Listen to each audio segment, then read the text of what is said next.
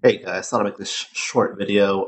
Just basically, it's a couple things I've been noticing in this TV show, and you might not have never watched the show or never even heard of it. It's called Sense8. It's one of the new shows by the Wachowski brothers, or I guess Wachowski brother and sister now, I should say. This one got a sex change, and this show's overall, it had a really good premise. I really was attracted by the sci-fi element, and I finished season one, and then I started season two somewhat optimistically thinking it could be pretty good, but it really isn't. I mean, I've tried to like slog my way through this thing, and it's not really. It's just really preachy in the way it kind of pushes social justice issues. And I thought I would just point out a couple things here in episode 7. Um, this episode is called "I Have No Room in My Heart." No room for hate in my heart. And this character is not really important. He's a hacker named Bug, and He's a friend of two of the main characters, Nomi Marks and a character called Neats. And uh, I'm just going to let the clip play, then I'll make some comments. So I'm starting this at around 3:26. Oh. What? Wait, what? TSA bumped up its warning level. Why? Another mass shooting. At this point, aren't mass shootings just business as usual in America? There, that's the first one I want to mention.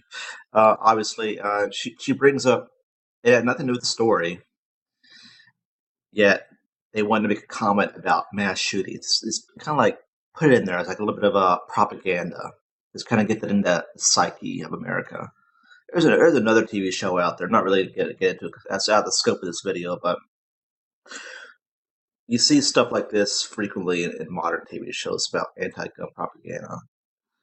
And it says, "Uh oh, TSA bumped up their what was it, the threat level," and then let's make a comment about gun violence. But this isn't the first thing in this episode. It's kind of just real cringe. It has nothing to do with the story, and this is one of my main criticisms of Sense8 is there's a lot of this filler content or things that happen that really have nothing to do with the main story to push it along, but just go in there to push like a social agenda, And I don't mind social issues, but when I watch TV shows, I don't want to be preached a social justice agenda. Just entertain me with the story. Don't do all this extra stuff on the outside. But they gave the Wachowski sister, Lana Wachowski, they gave a lot of liberty to do whatever she wanted, and this is what she did. So here, the next scene is at 8:48, and it kind of builds upon that initial comment that just came out.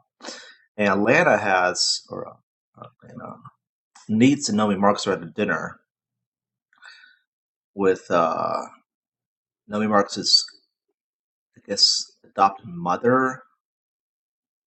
She's this hippie woman.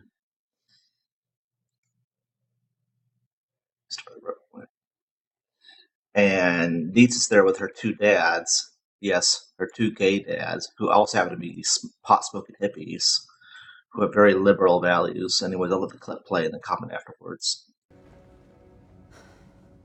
I think we can all agree that things were much different back then. Oh, so different. There were none of these mass shootings. Oh, God, did you see the terrible news? We just heard about it. They always want to blame it on a religion, an ethnic group, or a skin color. But the one thing no one ever wants to say, It's always a man. some fucking dude not getting any. Violence has It's always a man. Violence has a gender. I mean, well, that's potentially a true statement when you think about it on a surface level, but I'm sure it can't be the only case. Like, I'm thinking of one case it was in Israel. There was a woman, let me see if I can look it up, who beheaded her child, or a child of a woman she was babysitting for. Let's see here.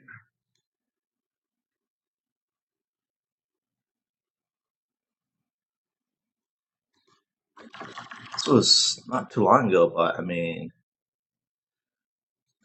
there's got to be countless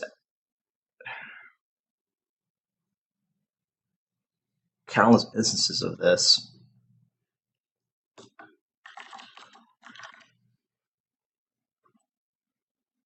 Here it is. Times of Israel.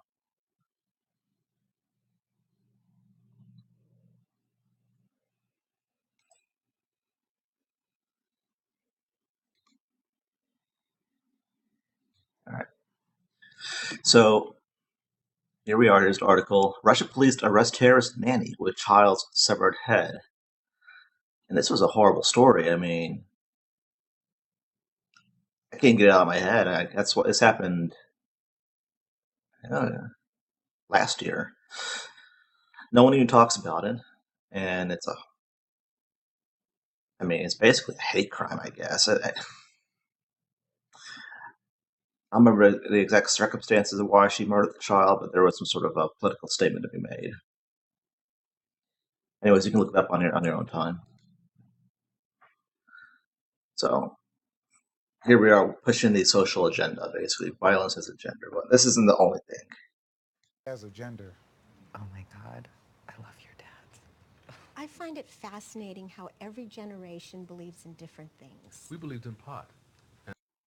That's our hippie mother, and here they are talking about these real kind of like hippie, liberal things. But we believed in pot and sex, and then they all laugh together about it. And I'm not even sure. I think this guy and this guy, I don't know if they're all her dad or she's married to this guy. I don't know. It's not really explained. But two of these are Nietzsche's fathers. And the whole conversation is just ridiculous. And sex. We were Black Panthers. Oh, bad motherfuckers. Now we cook quinoa. Oh, come on now. They were Black Panthers. Oh, it's okay to be black supremacist because, we were fighting the power. And now they're pushing, Black Panthers is basically now transformed into, BLM. It's always about, black pride. And I'm kind of more or less against race identitarian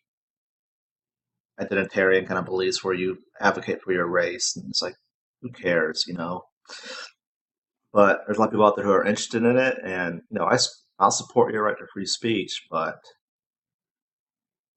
I don't like it being injected into the mainstream. Basically, just do your own thing. You all were more interested in pussy than politics. And what was the nice Jewish girl from Santa Barbara interested in? I wanted to end patriarchal control over women's bodies. I want to end patriarchal control over women's bodies. Oh my God! This is all about that patriarchal capitalism. That's one of their favorite buzzwords with liberals nowadays is patriarchal. Just I wanted to like the show, and after this one scene, I was like, I can't watch it anymore. And as you see, I got to episode 7, and I'm probably not going to finish it at this point. Copulation for a better nation. By having sex with every homie in Oakland. By any means necessary. Mom! They exaggerate, honey. Oh, I just think it's amazing that none of you ever cared that you didn't know who her biological dad was. Well, what can you do when this thing smiles at you? Oh, I know. Oh, by the way, this person here, I'm not sure if they're actually LGBT. They probably are. But Nomi Marks was a man who transitioned to a female, and then realized she liked girls, so that she's a air quotes lesbian. And who's her partner? Oh, it's but this liberal chick with the dyed hair who happens to actually be black, who's also a lesbian, who's Nomi Marks' mother is apparently a liberal Jew, and it's just, and she has 2 gay fathers, and it just piles on and it piles on, and it just distracts from the story, and I no longer even want to. I just had enough, enough's enough. This isn't a sci-fi show; it's just basically LGBT anti-gun propaganda, advocating for liberal values. And there's scene after scene after scene. You'd have to actually go into the show.